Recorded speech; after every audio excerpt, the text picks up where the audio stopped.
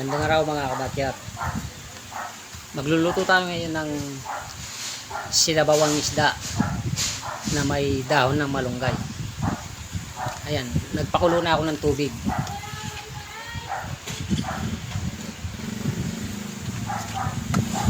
Tapos ilalagay natin yung kamatis, sibuyas at saka luya. Pakukuloyin natin yan para lumabas yung katas ng ating mga sangkap. Tatakpan muna natin.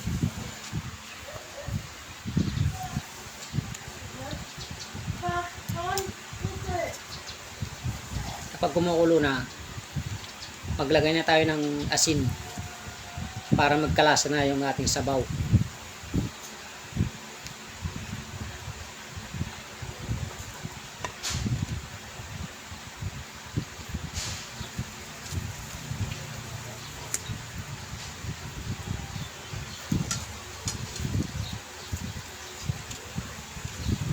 Tapos, ilagay na natin yung ating isda.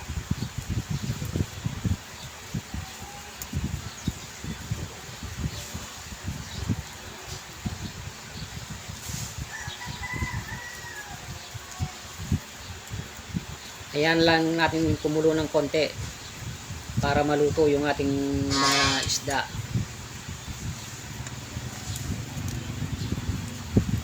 Madali lang naman kasi maluto yung ating isda.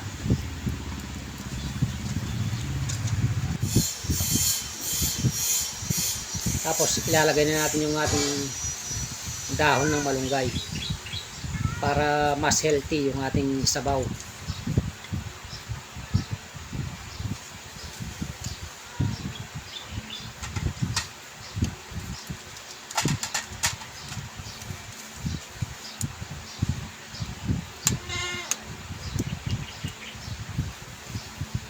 Hintayin lang natin maluto yung ating linagay na dahon ng malunggay.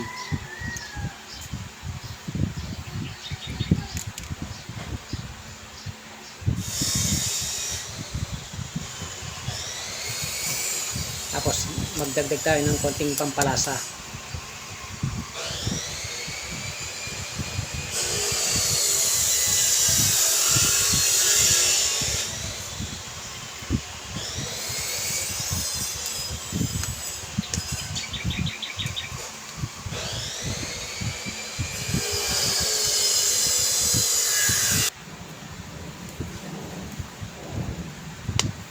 Ayan po.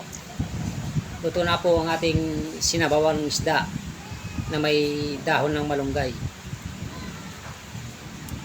Maraming salamat po sa panonood. I-follow nyo po ako sa aking Facebook page, Emmanuel Farming and Kitchen, at sa aking YouTube channel, Emmanuel Backyard Farming and Kitchen. Maraming salamat po.